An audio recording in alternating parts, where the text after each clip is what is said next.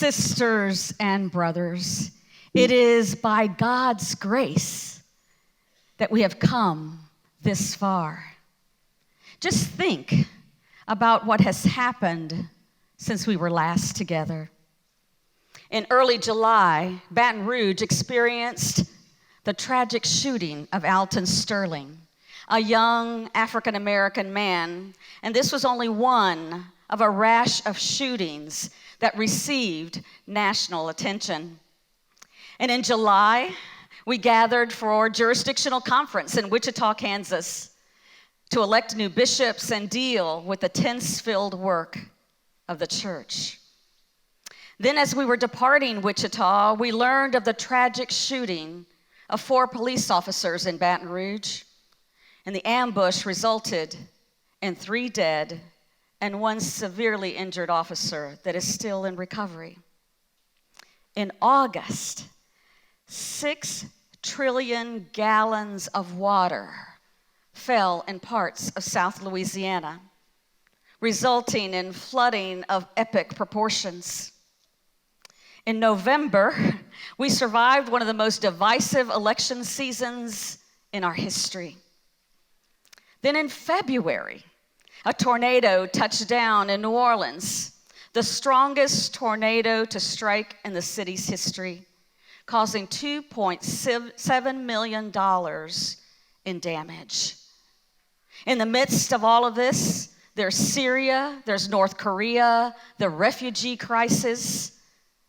Then there are the events in our own lives that have not made the nightly news. Many of you in your local communities of faith have made decisions that have not been well received, that have been hard to understand, and that have caused discomfort, questions, and hurt. I, as your leader, acknowledge that I too have made decisions that have added to the already heightened anxiety, fear, and uncertainty. Now, any one of those things could have undone our work and us.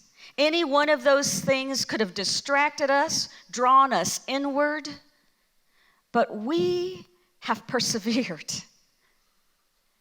Our world is in chaos, but I remind you that it was out of chaos that God created the heavens and the earth, and God said it was good.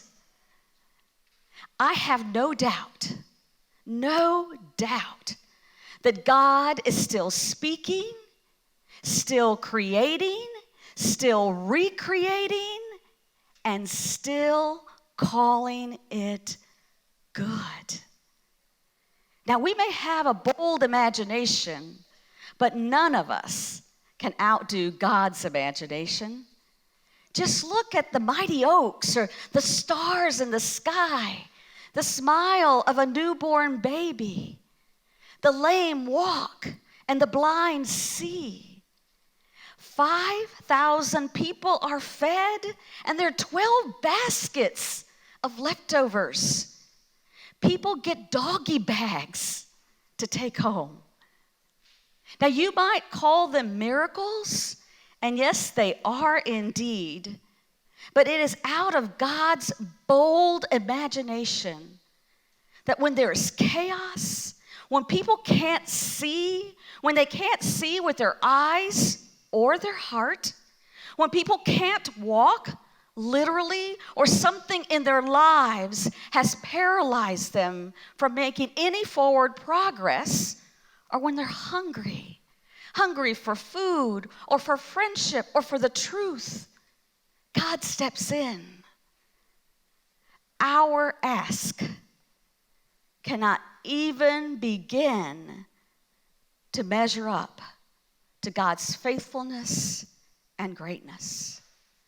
I have absolutely no doubt in my mind that in the perceived chaos in the world,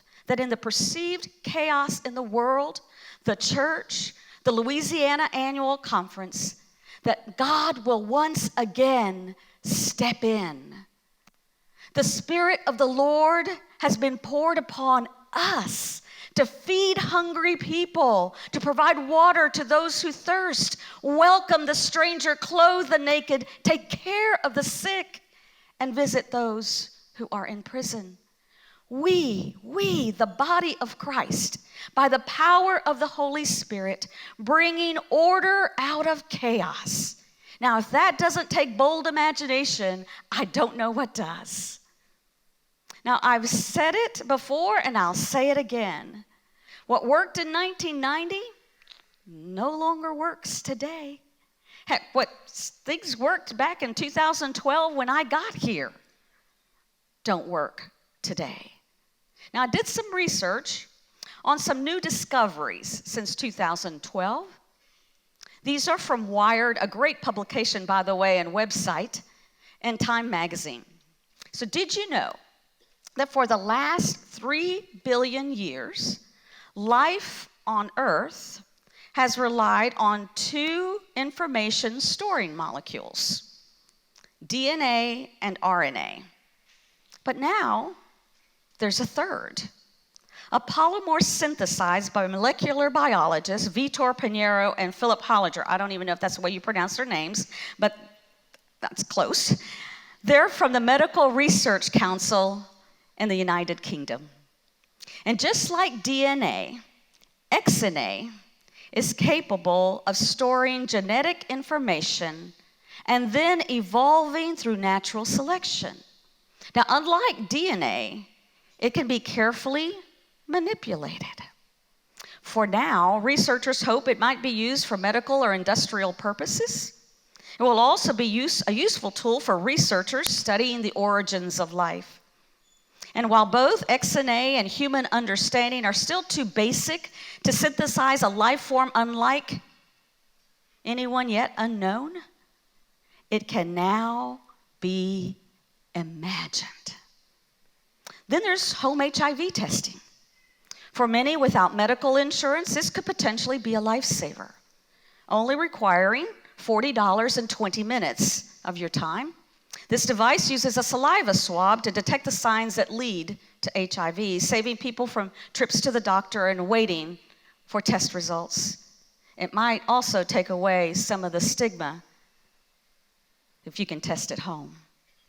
There's self-driving cars, Apple Watch, an Echo Dot, Alexa. The world is changing and changing fast.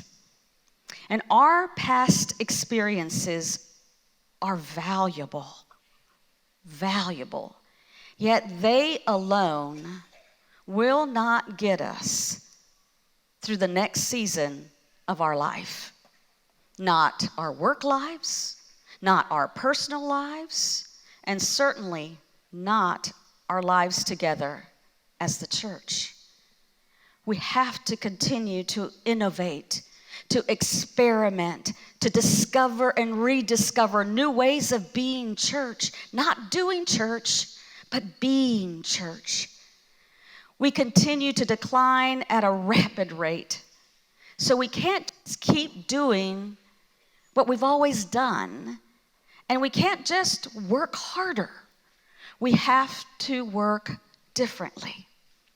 In his book, Canoeing the Mountains, Todd Bolsinger tells us about the Corps of Discovery expedition. It's better known as the Lewis and Clark expedition. It's a great book, by the way, and I'm thankful for Bolsinger's great insight into our current reality. Thomas Jefferson commissioned Lewis and Clark to find a practical route from St. Louis to the West Coast. Now, there had supposedly been a previous journey about a century before, and Jefferson had a book, a journal detailing the journey, and provided a copy to Lewis and Clark, which they took with them. There was one tiny detail left out of the book. It failed to mention the need to cross the Rocky Mountains. See, Lewis and Clark and their fellow explorers, they were water people. They were river people. And they thought that what they would do is they would carry their canoes from the Missouri headwaters to the Columbia River. But no can do. Some days, do you feel like Lewis and Clark? You've traveled a river in your canoe, and now you realize that what's in front of you is not a river, but the Rocky Mountains, and a canoe will not help you cross them. Are we bold enough, imaginative enough to get across the mountains, especially when we don't really know what's on the other side? Lewis and Clark probably had their own version of the Back to Egypt committee. Let's just go back to St. Louis via the Missouri River. We know how to do that.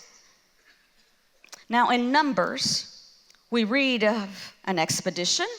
This time it wasn't Lewis and Clark, but Joshua and Caleb's expedition. Their commission: inspect the land and see what it's like. Are the people strong or are they weak? Are there few or many? Is the land good or bad, rich or poor? And they returned with grapes and pomegranates and figs and reported to Aaron and Moses and the Israelite community, the land is full. It's full of milk and honey, and this is its fruit. There are, however, powerful people in that land with huge fortifications. Now, the people got really nervous when they heard this. Others who had been with them said, we can't do it. They're way stronger than we are. And they started rumors that the land they crossed to explore devours its residents. They're bigger than we are. They're giants, they said. We're just mere grasshoppers next to them. Sound familiar? We can't go into that community. There's shootings there. They don't look like us. They like drums in worship.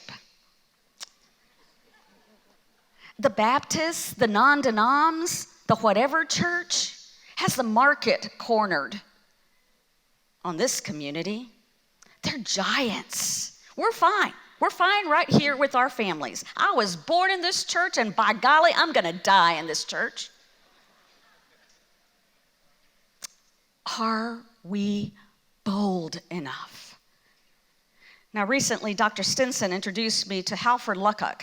He's a Methodist pastor and professor of homiletics back in the 50s, and he wrote a book of sermons entitled Marching Off the Map. Luckock describes a venture by Alexander the Great as his army is making their way across Asia Minor when they discover that they had marched clear off the map.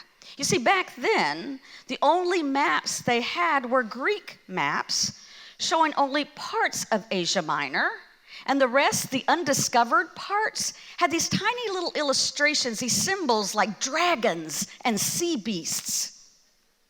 And they got to the Himalayas with no map. So they sent word back that they had marched off the map. Friends, I don't have to tell you, we've marched off the map. We are in uncharted territory and perceive it to be filled with darkness, maybe even dragons and sea beasts, giants. But if we keep going, I am convinced that there are some wonderful opportunities, maybe even milk and honey, figs and pomegranates and grapes. Map making will require risk and great courage. We've never been this way before, but the possibilities are endless.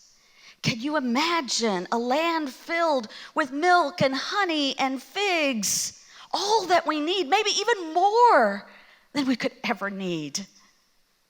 Because God is a God of abundance. Are we bold enough? Now, there are many of you who have been marching off the map. We saw some of those at the expo last night, and you'll hear some of those stories as we present this year's Wesleys throughout annual conference. But there are just a few that I want to highlight this morning. During the epic floods, so many of you went way beyond the call of duty. But listen to this story of a church that while working to provide support to over 90% of their congregation that was impacted, they became the place of worship in their community. The Baptists, the Episcopalians, and yes, even the Methodists worshiped under one roof. To this day, the Episcopalians are still there. Watch. So the joke was, if you wanted to be Baptist, you come at 9. Want to be Methodist, you come at 10:30. Want to be Episcopalian, come at noon. And it was really just quite a very sacred time, because the Baptist pastor kept calling me brother, and the Episcopal priest at the time kept calling me mother. And so for a couple of weeks in a row, I was considered the Reverend Brother Mother, and and I loved it. It was amazing. There's no rush for them to move on. We are literally opening our doors, our hearts, our minds to this experience, and they have blessed us. There's a lot of Jesus praising here. Yeah. And it's a different style, but there's a lot of Jesus praising. It's good.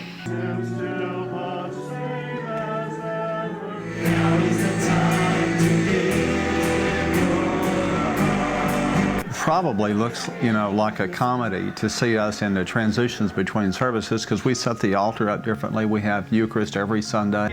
Some of these folks have known each other outside of their current worshiping congregations, and now they have a way in which they can carry on, maybe strengthen that bond of relationship that they have. There's a holiness to that. Even as the later service comes in, you see people lingering and talking. They're not just rushing off to their parking lot. They're wanting to say, hey, how are you doing? And they actually ask that question. They mean it. How are you doing? And it's just a time of just a great fellowship and celebration. Worship is always a dress rehearsal for heaven.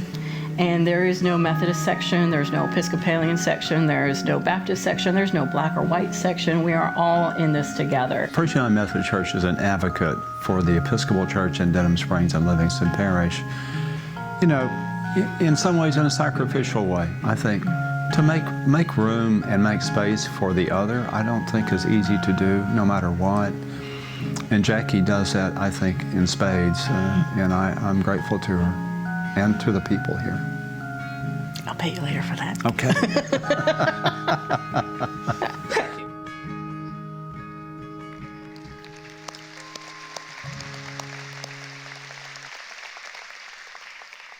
Our first Wesley goes to the First United Methodist Church in Denham Springs and St. Francis Episcopal Church, our first non-Methodist award, although we count Father Dan as one of our own. Thank you, First Methodist Denham, for being the church at an important time in the life of Denham Springs. Sometimes, you can applaud.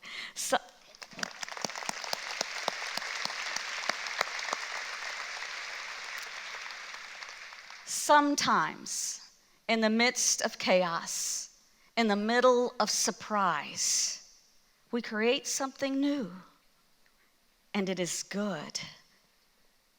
New life in the midst of chaos, opening ourselves to surprises, creating something new requires risk. And I realized that I needed to think more about risk. So I've been studying risk aversion and risk tolerance. And often when we risk, we're afraid. We're afraid. Risk aversion is when we have to face fear. We fear we might lose something. We might lose tangible things like money or our homes or our cars, or the intangible, which are even greater losses for some of us. Dignity, our identity. Father Richard Rohr says this about the connection between creativity, loss, and new life. Creativity and newness of life have a cost, he says, and the cost is what appears to look like death. But really, it is not. It is just letting go of one thing to make room for another. Loss is always perceived as an enemy or affliction and looks like what we don't want. Somehow, to embrace loss, spiritually speaking, is to achieve something more, something bigger. Now, I know that some of the changes that we are experiencing might feel like we're facing death. But if we don't experiment, if we don't try new things, make some changes, the risk is that we will miss reaching those who need to hear the good news of Jesus Christ. Remember, we said that we hold nothing sacred but the mission to make disciples of Jesus Christ for the transformation of the world. This disciple-making transformation business takes courage, requires risk, creativity, and yes, sometimes all of that comes at a cost. But new life rises, and friends, it is so worth it. See, we're losing about 1,000 worshipers a year. There are only 23 students in seminary from Louisiana. Last year, we had 26 retirements. We have 22 this year. We are ordaining only 3 people this year. And while all 3 are women, and that is good, there is no person of color. Out of 172 elders, only 18 are African American, and 7 of those are eligible for retirement. There are only 6 African American elders under the age of 55, and the youngest is 40. We still have over 50% of our churches with no profession of faith. Not one. Louisiana, we have a problem. A disciple-making problem. As leaders, we have to make some very difficult decisions in the face of competing values. And just like explorers, do we go east or west, north or south? Making our way in uncharted territory can be very disorienting. But one thing is certain: we need each other. So we have to trust each other as we navigate this new territory. Like Lewis and Clark, we have reached the Rocky Mountains carrying canoes. Canoes will not help us get across the mountains. Canoes will not help us deal with the giants on the other side of those mountains. Are we bold enough? Well, this small rural church nestled north of Shreveport is. They worship about 100 each Sunday. And on Wednesday of each week, 25 to 30 children gather to focus on mission. These are not just children of the church. Through Mission Possible Kids, these children have touched over 1,000 people from across the community, the world, through their service projects. Mission Possible Kids is all about reaching others. It's about serving. It's about what you learn on Sunday morning in the Bible is what you live out throughout your day. It's the Great Commission. We made our boxes and we made them look like turkeys, and we set up a whole meal for Thanksgiving for a family of 8. A lot of it is stuff that it doesn't have to cost a lot of money. It's stuff that they bring from home, like leftover coloring books. I mean, they go around to their neighbors and say, hey, do you have any leftover small little lotions, hotel lotions that you haven't used? We can use those. Somebody needs that. When I first got here and I asked them, what is your mission? They said, to make disciples for the transformation of the world, starting right here in our community. And just recently, we've begun to realize that our vision is to reach as many people with the transformational grace of Jesus Christ as possible. They're doing it. They are doing it. They're doing it here. They're doing it in Minden. They're doing it in Webster Parish. They're doing it in the state of Louisiana. They're doing it in Texas and in the Philippines and in Ghana. I mean, like, this program has just completely shifted the way that we have an impact in this world. One thing that, I try to explain to them, what you learn on Sunday morning is what you are doing now. It's about not holding God's love to yourself, but giving it to others. It doesn't matter that we're in Dubberly. It doesn't matter that the work we're doing stays in the fellowship hall that night. What matters is that it doesn't end there for us.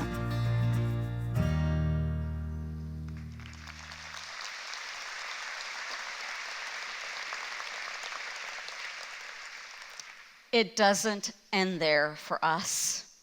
Brushwood is not a booming metropolis, but it is booming in their connection to the community, and they are engaging in the community and the world in significant ways. Today's Second Wesley goes to the faithful and especially the children of the Brushwood United Methodist Church.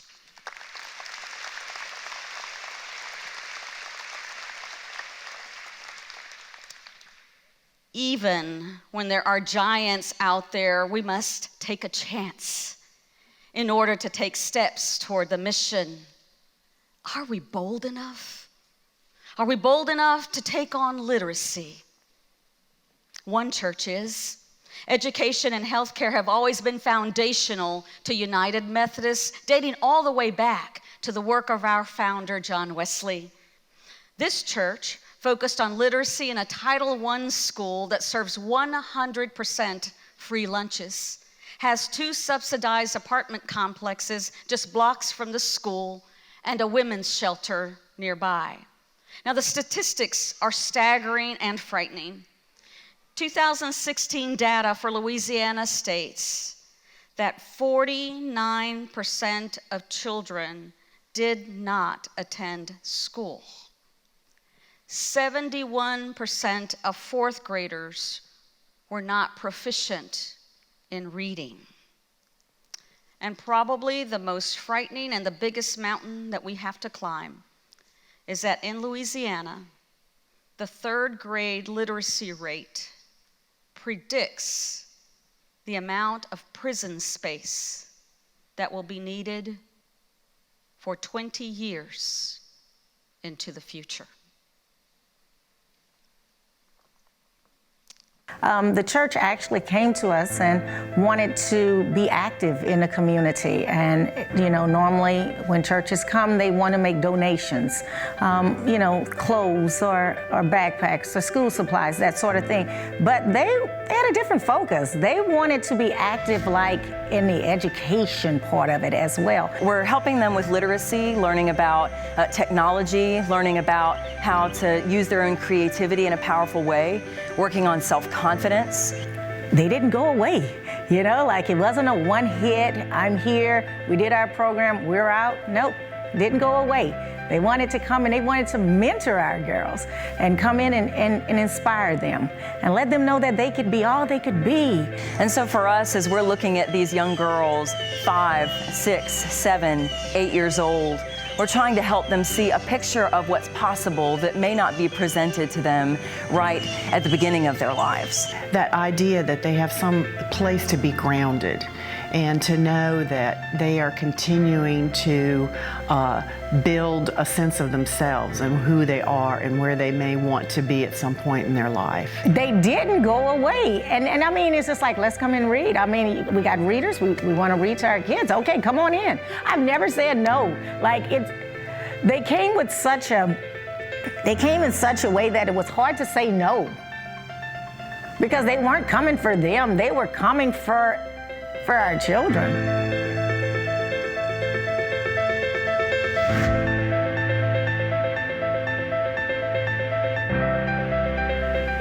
They just want to be loved. They want to be a part of a group.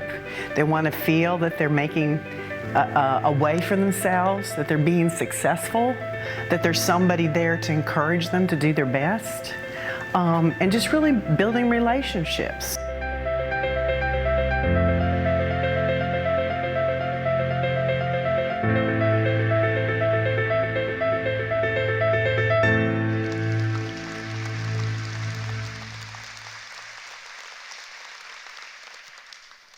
They didn't go away.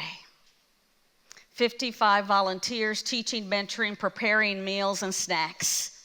They didn't go away. The third Wesley goes to the University United Methodist Church in Lake Charles.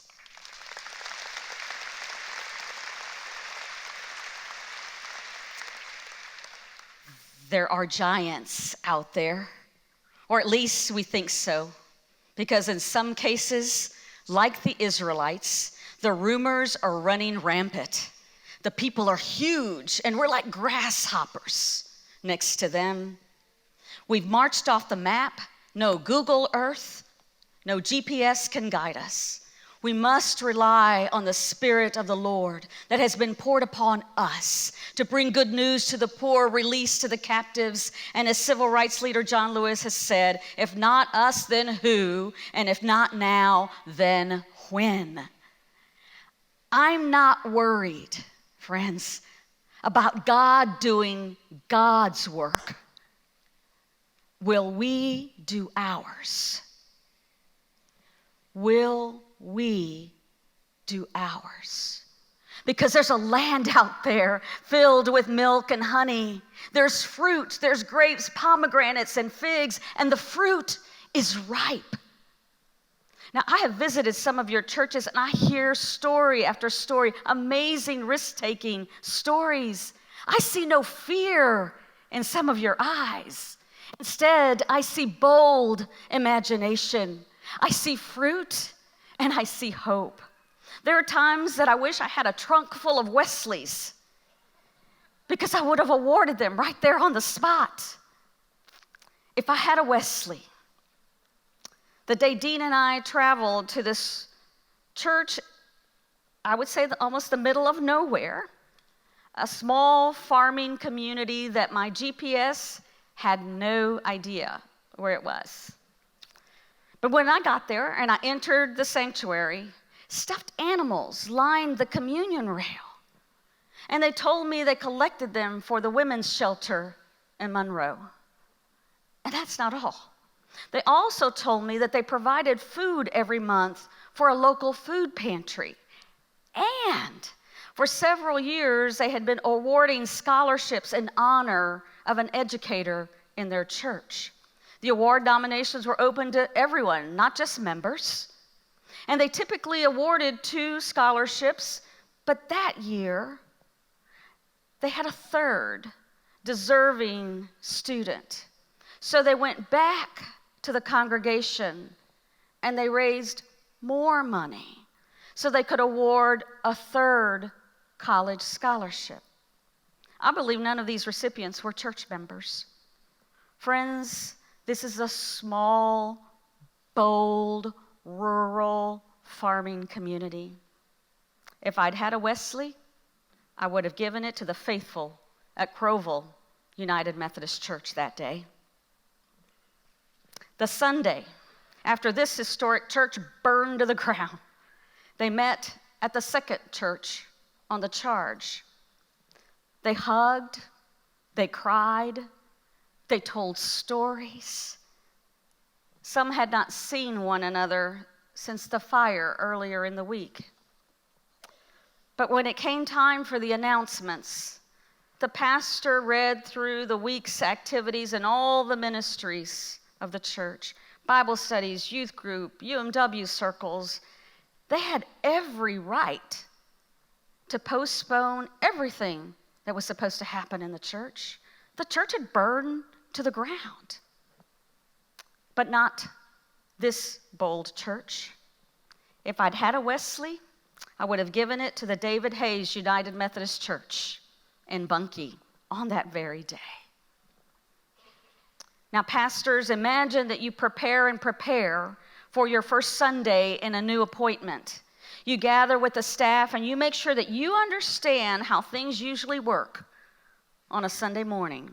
You work and you rework your first sermon. Well, this Sunday was everything but usual in this church. A shooting takes place during the service, just a few miles from the church, and they're on mandated lockdown from the state police. Mamas have their babies in the nursery in another building. No one can leave the sanctuary, the gym, or the nursery. They must shelter in place. The staff remains calm. The pastor prays the congregation through the morning until they're able to leave, never preaching his first sermon. If I had a Wesley, I would have given it to Donnie Wilkinson and the bold staff and members of the Broadmoor United Methodist Church in Baton Rouge. Now, in this church, it's a very typical Sunday morning. It's a small church. It's nestled right under the first exit as you come off the Mississippi River Bridge. On one side of the church is a YMCA where the church has recently re-engaged with the children in significant ways. On the other side is a community center which has become an extension of the church. Bible studies, senior activities, even funerals are shared between the community center and the church. Now, across the street from the church is, well, let's just say a less than Hilton kind of hotel. When the current pastor was first appointed, he decided that he was going to teach a Bible study in the courtyard of this less than reputable motel. His partner in ministry told him, that's really not a good idea. I actually think she said, you're going to get killed if you do that. But he did it anyway. On this particular Sunday, the pastor preached a moving message and then delivered an invitation to the 20 or so folk in the congregation, like we were at a Billy Graham crusade. After the stirring invitation, a woman stepped up to join the church. We're going to call her Sue. The pastor introduced Sue and shared that she'd been helping with the youth, had volunteered to help with Vacation Bible School this summer. She is already fully assimilated into the life of the church, and on this day, she was making a commitment to support the church with her prayers, her presence, her gifts, her service, and her witness. Sue is the manager of the motel. Do you know how many other Sues are out there? If I had a Wesley that day, I would have given one to the amazing, bold people of Neely United Methodist Church. And by the way, all of you that I just mentioned will receive your very own Wesley, because I didn't have one in the trunk of my car that day.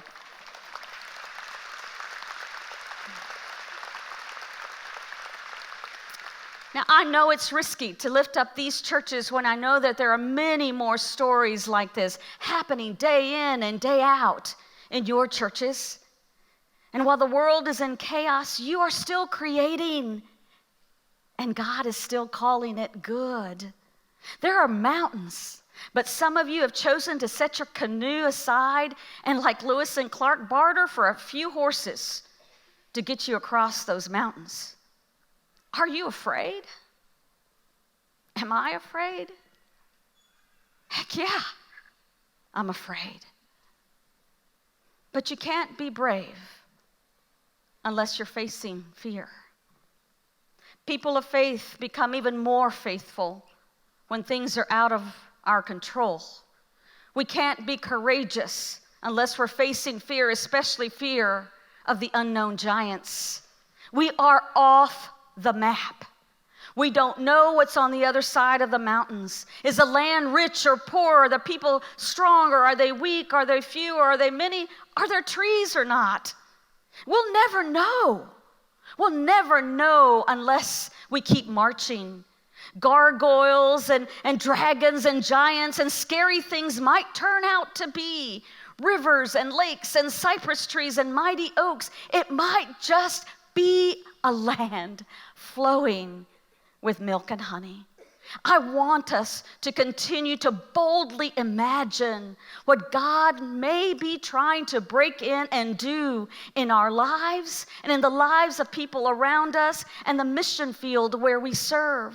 How might we be transformed when we risk, when we are bold, when we imagine and dream and innovate? When we don't know what to do, so often we just go back to what we know. Somehow we think that if we just do more of something or if we just try harder, that something different will happen. Oh, if I had a better preacher, if he or she were more pastoral or caring, if only our worship was better, if we had more activities. All those things are important, but we cannot expect that everything that we have done in the past will actually prepare us to lead in the world today and especially into our future. A world that, frankly, none of us are prepared for. So you ask me, so Bishop, what are you going to do? I wish I could answer with certainty, but I've never been this way either. What I do know is what we knew won't get us much further. So we have to keep trying new things. If it works, great. If not, we'll learn something and take another step. With every experiment, we gain new knowledge to take the next step. We learn the landscape, the pathways, the markers. This is not a journey for the Lone Ranger. We cannot do it alone. This is a journey for God's faithful, taking one step at a time, assessing our surroundings as we go, making adjustments as we go, trusting one another, and more importantly, trusting that God will lead us to a place flowing with milk and honey. A place where others may have never been or wanted to go or set out to go, and things got really hard, so they turned around and went back. A place where we can expand the kingdom of God, creating something new and being able to say, it is good. Now, sometimes the mission comes with sacrifice. Watch this baseball player live it out in one crazy at bat. Now Piscotty, and now he's hit by the pitch. Ball gets away. Piscotty to second, and he's hit again. Little chopper slowly hit right side. Wong may beat it out. He does. Ball gets away. Here comes Piscotty. He is saved as the ball hit him in the head, maybe the face. And Stephen appears to be all right as he scores the first Cardinal run. This guy gets hit 3 times in one at bat. Piscotty's mission was to score a run, and he did. And it came with sacrifice. Aligning with the mission, holding nothing sacred but the mission, often comes with sacrifice because it challenges all that we know. Are we bold enough to trust the mission to lead us? Are we bold enough to hold nothing sacred but the mission? What are we willing to do no matter what to stay aligned with the mission, to hold nothing sacred but the mission? Are we willing to take the hit and the heat to hold nothing sacred but the mission? Are we willing to make unpopular decisions to hold nothing sacred but the mission? Are we willing to sacrifice, give something up, lose something in order to make room for something else, to hold nothing sacred but the mission? I am clear that we need to be in this together, giving one another space to try new things. We are not the ones at stake. Those we have not reached are the ones at stake. I want to say it again. We are not the ones at stake here. Those we have not reached are the ones at stake.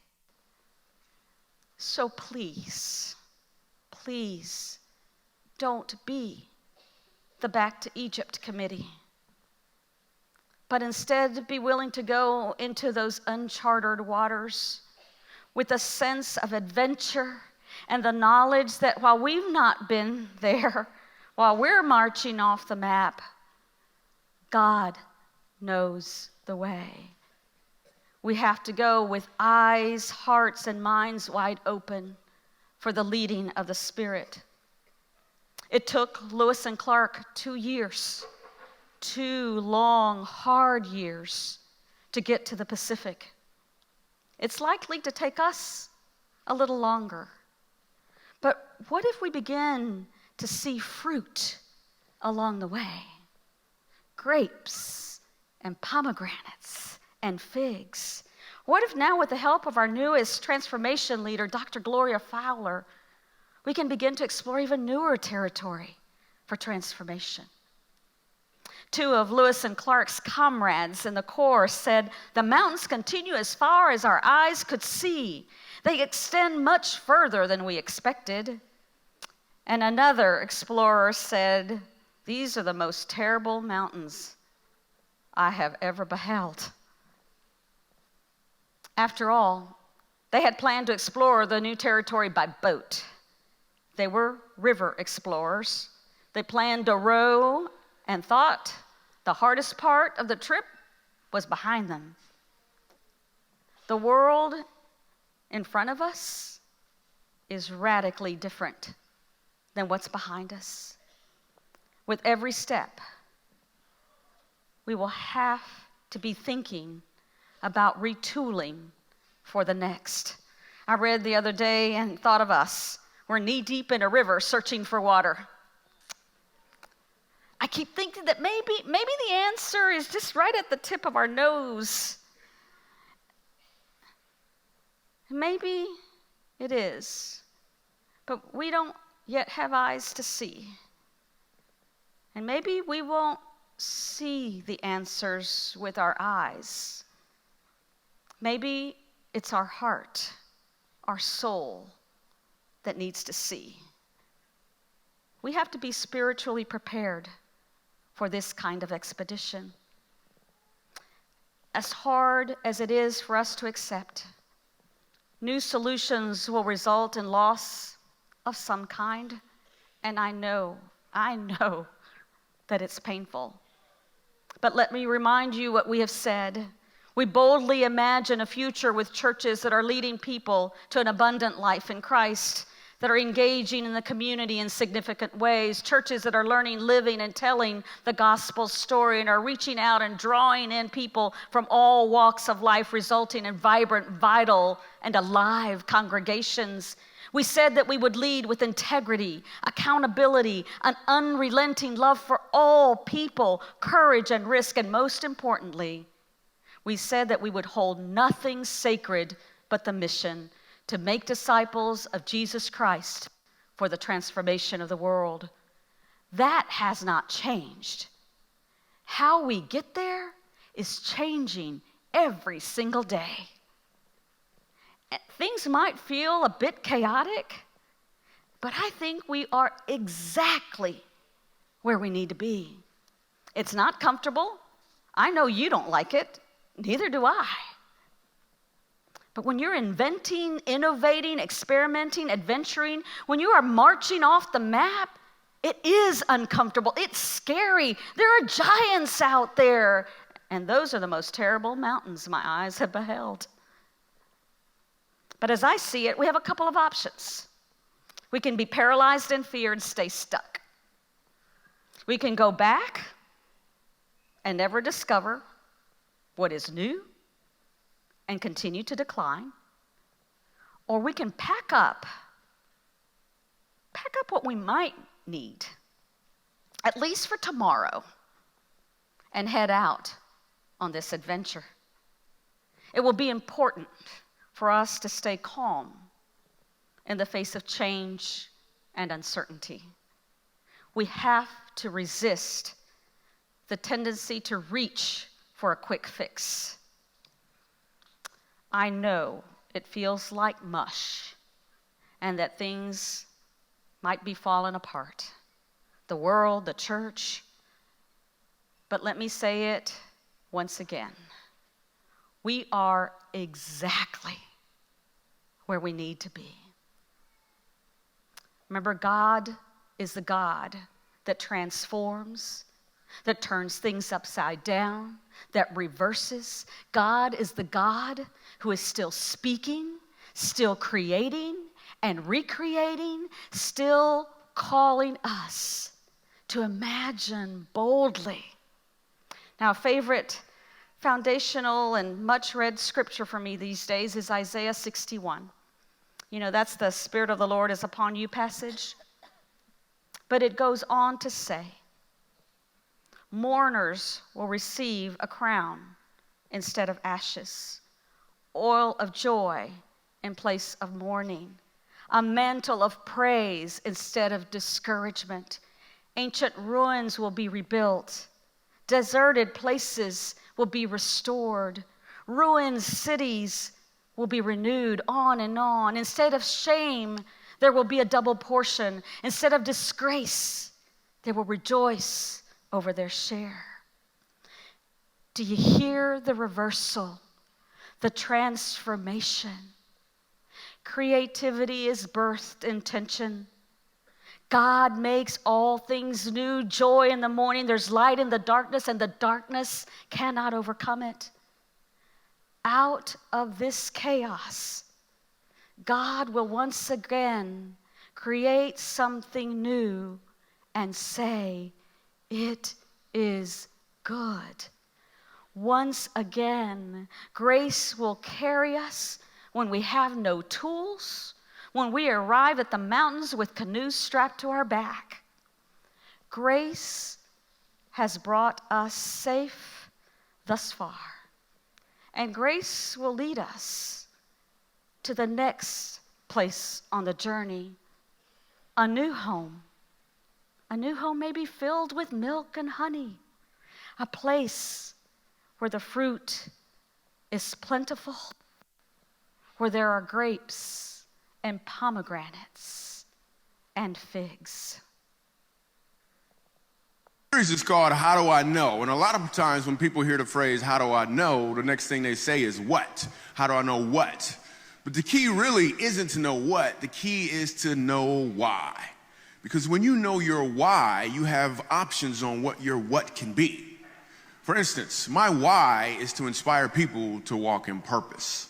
My what is stand-up comedy. My what is writing books. My what can be going out with some friends to eat. In fact, another what that has moved me towards my why is a web series that we have out now called Break Time. So every Wednesday at 3 o'clock, you should subscribe to the channel. We do a series called Break Time on YouTube. So 3 o'clock, we drop a new episode. One episode in particular, I'm about to show you a clip to. We were in Winston-Salem. So Break Time, this is how it works. I travel the country, I do stand-up comedy, probably an hour and a half at an event. And in the middle of my show, I'll just sit down and start talking to the audience. And funny just happens. Or I'll meet somebody who's really interesting. So I met this one guy, and he said that he teaches music at a school. I was like, all right, you teach music, can you sing? And then I'm just gonna show you the clip. Check it. So you're a musical director. Cool. Yes, sir. All right, so let me get a couple bars of like Amazing Grace. Can you do the first part of that? Go ahead. Amazing grace, how sweet the sound that saved a wretch like me. Wow. That bro could sing. You know what I'm saying? All right. Now, what you give me the version is if your uncle just got out of jail, you got shot in the back when you was a kid. I'm just saying, let me see the hood version real quick, if you know which version I'm talking about. Just see if that exists. Let me see what you got.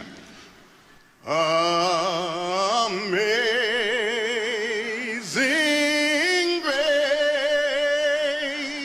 how sweet the sound that saved a wretch like me.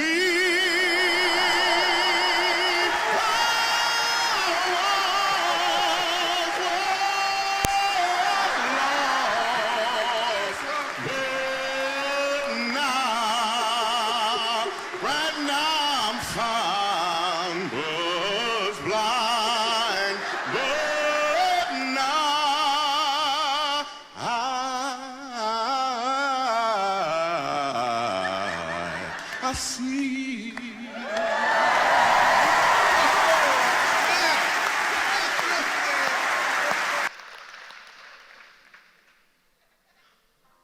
Let's take a chance. Trust one another. Trust the mission. Let's sing Amazing Grace one more time. This time, like our lives depend on it. Let's sing it like we've just come through a flood, tornadoes, the shooting of a young black man, 3 police officers. Let's sing it like we've gotten to the mountains and we're ready to take them on. We're ready to face those giants that we might discover are actually the indigenous people of Baton Rouge, New Orleans, Shreveport, Crowville, Winfield, that will lead us across the unknown, the uncharted territory. Let's sing like our life depends on it. Let's sing it like we know, like really, really know that God is the God who is still speaking, still creating, recreating, still calling us to imagine boldly. Let's sing like God is making something out of our own chaos, something new, and calling it good.